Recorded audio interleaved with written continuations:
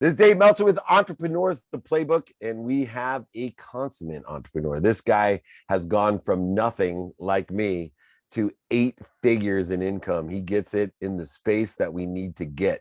When I say that, I mean he's a master of digital marketing and entrepreneurship. Chance Weber in the house, CEO and founder of Agile and Company, formerly known as Leap Clicks itself. Welcome to the Playbook, Chance. Thank you for having me, my man. It's an honor to be here. It's an honor to have you. And, I love the fact that, you came from nothing, right? You had a credit score, I think, even lower than mine when I went bankrupt, if that's possible. And, no income, no money, no help.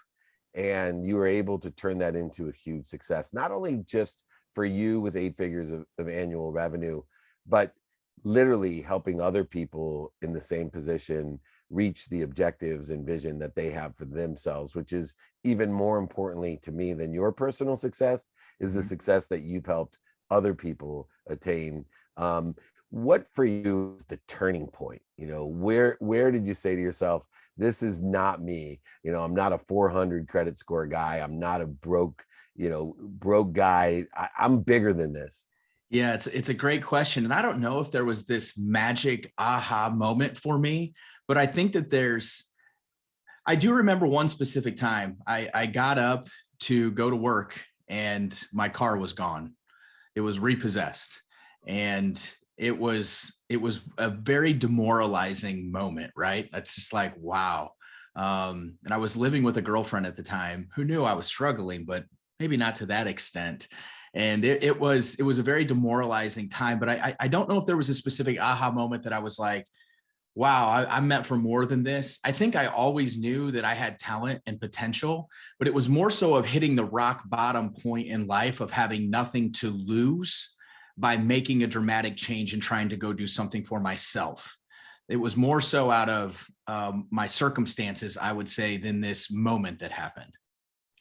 One of the things you're known for, and I think has really attributed to your success, is someone who coaches a lot of executives like you.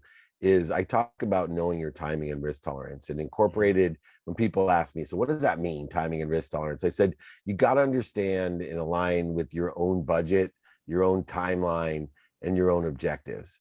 And I see what you do within the context of a multi-variable business. When people tell me they know what they know about digital marketing, I laugh. I go, how could you know anything with a trillion variables? I want to know the approach that you take to gather information. And I want to know your timing and risk tolerance is aligned with mine. So let's talk about aligning budgets, timelines, and objectives. How do you get those companies to give you their assessment of that so that you can manage expectations and deliver according? That to me seems like a secret sauce of what you do. Yeah, it definitely is. And I think that one thing that I talk to a lot of people about just in general is I speak in human language. I think a lot of digital marketers try to get into specific analytics and, these slanging acronyms of ROAS and cost per lead, CPL and I can throw around all this fancy technical language as well. But when it comes down to it, all business executives just want to understand the business side of it. They're hiring us as professionals to perform a professional service. But at the end of the day, we're all humans. So I try to have very human conversations with people that don't have the level of expertise that my team and I do. And I think that's one thing that separates me. But, to really get down into it, I think a lot of it is just earning trust. So, I share a very quick story. We just recently took on a client that helps people get out of timeshares. This is an industry that we're all very familiar with, right? Kind of a slimy industry. They were spending $300,000 to $400,000 a month on Google Ads. And I'm not kidding you, David, when we got into their Google Ads account, their agency that they've been working with for years was actually running ads on people trying to buy timeshares, not get out of them. And they're hundreds of thousands of dollars a month. So I think a lot of it of getting an executive and an entrepreneur to open up is really just building that trust piece by piece, block by block. And one of the big things that we do is just say, hey, we're going to do an analysis of everything that you have for free. I just want to understand what I'm looking at here. And that helps build that trust in general with them, is just taking it step by step and not trying to push a sale, but trying to become a partner. Yeah. And you do that so well with credibility and emotional attachment. But one of the other things that is difficult in your space is that there's so many, excuse my language, quote unquote shit bag digital marketing companies. And I Endless. I run across this all the time. People will call me and say, "We want the Dave Meltzer package." Right? They literally, if a middle-aged mutant turtle like you can be, a brand, then you Yep. must know what you're doing in building that brand. But I'm just blown away by how many people are blowing smoke up the rear ends of executives because they don't know anything about it. It reminds me of lawyers who use legalese, Yeah. and all they're doing is draining you of your money, especially Right. like divorce lawyers, where they're the only ones that win. The other two clients end up with no money. But more importantly, how do you deal with one, identifying, those shitbag marketing agencies, but how do you also, without attacking them, educate the client on, hey, there may be a better way to do this? Yeah. Well, I'm brutally honest. I'm almost too honest at times. It might even be a turnoff to certain people because I don't sugarcoat a lot. And if it is that bad, then it is that bad. But the shitbag agencies, my rule of thumb is 19 out of 20. 19 out of 20 digital marketing agencies are just simply not good at what they do. And I'm not saying that we're the best digital marketing agency in the world. I'm not saying that we don't get fired. I'm not saying that we don't drop the ball on campaigns. This is part of marketing. If it was that easy, we wouldn't have a business. But you would not believe some of the things that I've seen. I mean, we took on a client a few months ago that their website had been hacked, and they had thousands of pages about Viagra, you name it, all these different sex pills, anything that was just, the spam was incredible, right? Pornography pages, and their agency was coming back to them and saying, your SEO is exploding. Look at all this traffic that you're getting. Look at these keywords. These numbers of keywords are going through the roof. And we get a hold of this, and I'm like, are you kidding me? Like, not only are you letting this happen, but you're twisting it into something great. So we had to blow the whole, it was like beyond salvageable. We had to blow the whole entire thing up and start from scratch and rebuild out on the domain as a whole. But yeah, I mean, you would not believe the things that I see. And to be candid with you, it's weekly. My team probably reviews 3 to 4 accounts a week. And 19 out of 20 of them is something maybe not to that extreme, but unfathomable when I get a hold of it. It's like, how somebody's trusting you with their money, like, this is serious stuff here. Yeah, the head of my media and I always say, this is why we'll never starve. It's just amazing how much overselling, back end selling, lying, manipulating, and cheating It is going is. on. Uh, to that end, though, you were talking about SEO, search engine optimization, and Mhm. there is a manipulation of all different aspects of the analytics, the data, SEO, digital ad spend, social media ads. But it's interesting because you really believe the SEO side of thing, the search engine optimization, is a golden egg I do. for majority of the businesses. Why do you feel that? Yeah. I mean, it's not, so just to reframe that a little bit, I wouldn't say the majority of businesses, but I think any type of actionable service-based business. So I work with a lot of contractors, roofers, plumbers, electricians, anything that you would go to Google to search for, right? There's an intent behind it. I have a problem. I need a solution. To me, there is nothing better for that business to market their services on other than Google, because you are the solution at that exact moment of relevance, right? Where they are looking for your solution. So when you put that in a perspective, and then you actually break down a SERP, which is a search engine's results page, when you break that down, depending on what study that you look at, roughly 50 to 60 people click on that top organic result. So the numbers speak for themselves. It is the golden egg. I mean, there, for a business like that, there is no better piece of real estate that they could possibly have.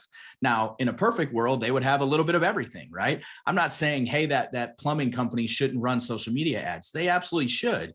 But I'm telling you that if Joe Schmo's toilet is flooding all over his house and he goes to Google and needs a plumber, there's no better lead for you to get in front of than that guy at that moment. So at the end of the day, it is still the most valuable piece of real estate for any type of service-based business like that, and a lot of product businesses as well. Again, problem solution, it's Google 101. Yeah, and beyond Google 101, there's also an inherent conflict that exists in social media, ad spend especially. And that's the idea of either a short term or a quick ROI versus like me, a community builder, a Yeah, long-term play that a sure. lot of people don't understand, that is, to me, so valuable. Number one, how do you help a client identify which methodology they want to utilize? And two, do you uh, think there's one that works better in alignment with what's going on today with ad spend compared to the other? Sure. I mean, I think the first thing you have to do is break down the business and kind of backing up to what I just explained. Is the business and is the offer, is the solution, is the service, is it intent driven or is this audience based? Okay. If I need a plumber, it's intent driven. I have a problem, there's a solution. If I'm selling an apparel line because I think my shirts look nice and there's a certain demographic that would buy my shirt, that's not, somebody doesn't go on Google and search for a shirt that would look nice on me, right? That's something where we're trying to identify the characteristics of that person or of that demographic and show that shirt to those people that would, adapt to that style in general. So I think it's really as simple as understanding, is this intent driven or audience driven? And then from there you can start to break down a strategy and build it around, how do we get in front of your people, the people that rave about your brand, your service, your business in general. What's the easiest, most efficient way to get in front of them? What is the low hanging fruit, right? And I think that once you determine that, from there, then you're getting into specific campaigns and trying to figure out, where you can initiate, the most efficiency within those funds on a day-to-day, week-to-week, month-to-month basis.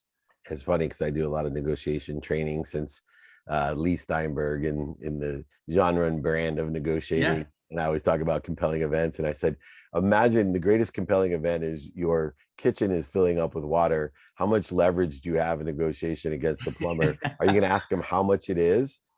Right? And how long do you Right. want it to take? Yeah, same thing. That length is determined in the opposite or the inverse in the area of building a brand or building a community versus making a sale. That Sure. compelling event is critical.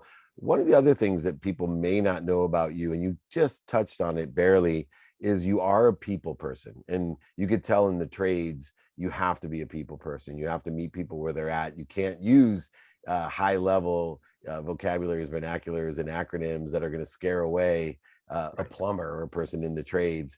Sure. But even more importantly, your reputation has been one to get the most out of their own people, Yeah. beyond the clients. And people is a great place to work that want to do well and want to be successful. You get a great level of high performing people. Is that because you're hiring correctly? Or what methodology are you utilizing to get such, number one, great people, but get the most out of those people? Yeah, it's a great question. I do a lot of things different, David, outside of the box stuff. I do think that hiring great people is a big piece of it, but I'm really in touch with my people as a whole. I meet with my people one on one. I understand what drives them. I understand what they care about. My hiring process is very unorthodox. I put people in extreme situations. I have filters and processes in place before they can even apply, that helps me understand what I'm looking at before I look at them. So there are a lot of things from a cultural standpoint that we do that are very, very different. I think that's generally speaking why our turnover is lower than a lot of agencies. Compensation is something, but the one thing that I've learned over the years is that not everybody's driven by money. I am driven by money. I'm driven by, I like my lake house. I like my boat. I like my cars. I like all this stuff, but it's not everything. And we all know that, but not, some people just want to be left the hell alone. They don't care what their compensation is. We all want more money, but some people are just like, I love you because you don't micromanage me. I love our culture because everybody's laid back and everybody says hi here every day. So I think, understanding everybody, not only a holistic level of your culture and how you're trying to identify your company, but also, that would be more of a macro level, but also on a micro level of actually getting to know your team and your people on a one-on-one basis and understand what makes them go and what drives them and what makes them happy, right? Because at the end of the day, you spend a minimum of 40 hours a week in your job, right? So I think that us being that as a whole has really helped us, bring in the people that we have and the relationships that we have. And more than just business and life as a boss, as an owner, Mhm. you also are a great mentor to the people that you bring in, and giving them directions, paying the dummy tax for them, treating them with kindness, with interest, as well. But a lot of times when we're successful like you've been, we forget that we need personal or professional mentorship itself. Are you still seeking mentorship, and how important is that, both personally and professionally? It's everything. So every mentor that I personally have, personally, I actually just saw a picture of you with one of them on a beach like yesterday or today. Yeah. But Ed Milet and Andy Frisilla started the Arate Syndicate a few years ago as one of the first initial, I think there were 62 founding members. That changed my life. That was the first time I ever really started to get around people that were outperforming me. And it really motivated the hell out of me. It made me realize there was so much more and so much more that I could do and further that I could go. And I still have a lot of core people from that group. I'm still in the group actively, but I still have a lot of core people in that group that are with me every day. I also, Ben Newman is a personal coach of mine. So I've been working with Ben for probably 2.5 years.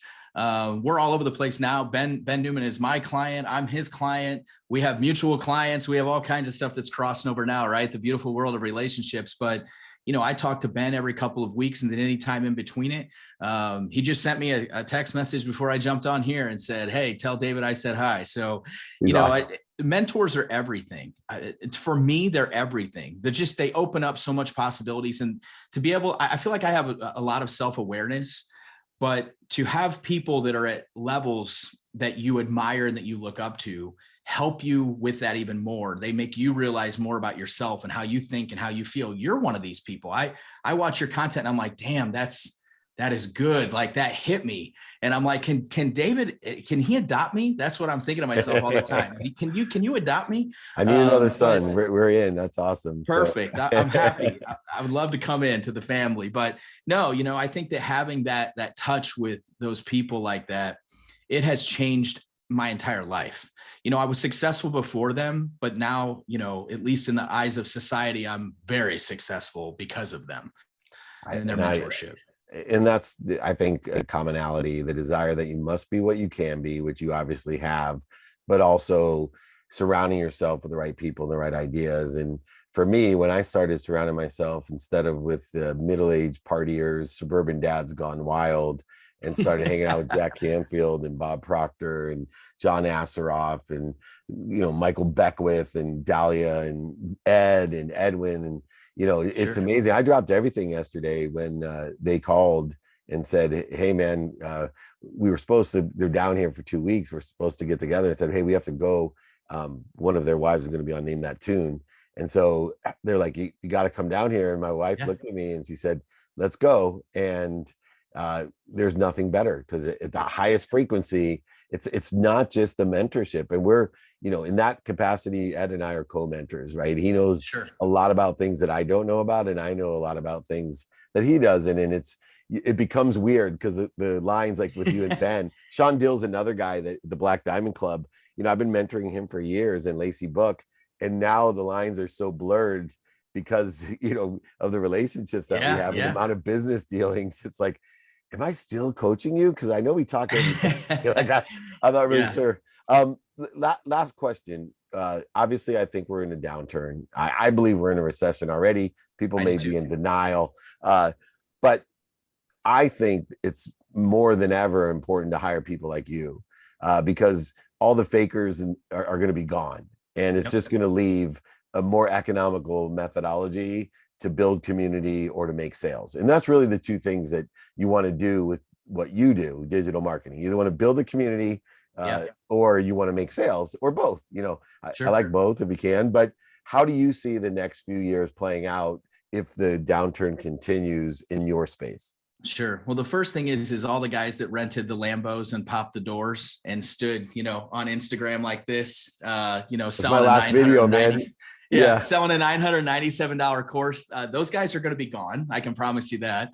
But look, I mean, there's a couple things that I'm doing. I'm trying to make sure that I'm securing myself financially. I'm taking some action moves there to try to get, as much capital on hand as I can, not necessarily to survive anything that's coming, but more so attack right? They always say the wealthy get wealthier, right? In these downturns. So preparing for that, I'm getting my team ready. I think we talk about it openly about, what could come and what that could look like in general. But my big thing is just attitude. And this is something that you talk about a lot as well. When COVID hit, I think it was on a Sunday that Trump made the famous 2 weeks to flatten the curve announcement. It was on a Sunday. And by Wednesday, I had lost millions of dollars of revenue in 48 to 72 hours. I mean, I was watching my life crumble literally by the hour. And, I sat my team down virtually like this, and we all jumped on a Zoom because we all, we're at home. And I basically told him, I said, listen, the ship is sinking. The boat is taking on water right now. You have one of two options. You can jump off the damn thing, or you can grab a bucket and you can start scooping. And we had that heart-to-heart conversation. And I told them, my loyalty is to you. If your loyalty is to me, we're going to get through this. So I think, to me, positive attitude in general, it sounds so cheesy and cliche, but just understanding that you just have to keep moving forward. Like, this is coming. I agree with you. I believe the recession has started. I don't think that people necessarily feel the impacts of it as much as they're probably going to in the next 30 to 60 days. But I'm with you. It has started. And I think just helping people explain to them, we're going to be okay, and maintaining a positive attitude and outlook on, look, we are going to get through this. It sounds, again, so silly, but it's the truth. Life is what you make out of it. I mean, look at your story and look at my story, 483 cars getting repossessed, life was over, and here we are. I mean, look, if we can do it, anybody can do it. And I think a lot of it is just right foot, left foot, right foot, left foot, keep moving forward, keep your head down, and do the right thing, and things will take care of themselves. Yeah, absolutely. You have the right mindset, heart set, and handset. And that gives us the security no matter what happens extraneously to us, that we do have control of those things and we'll always be successful. And Absolutely. although we had to pay the dummy tax, both of us, and learn the lessons of pain, setbacks, failures, and mistakes, it certainly has promoted and protected us. And now I believe it's our really responsibility to protect and promote others as well, with our dummy tax and with the things that we can do to help them and empower them. And Chance Weber is doing that himself, CEO and founder of Agile and Company. Reach out to him if you have any needs for sales or building a community. Things are going to get really good. I'm doing a group called Taking Advantage of the Recession from 93, 99, and 2008. I've learned a lot of lessons of, like you said, how the margins of millionaires are made during the toughest times. The cream rises to the top.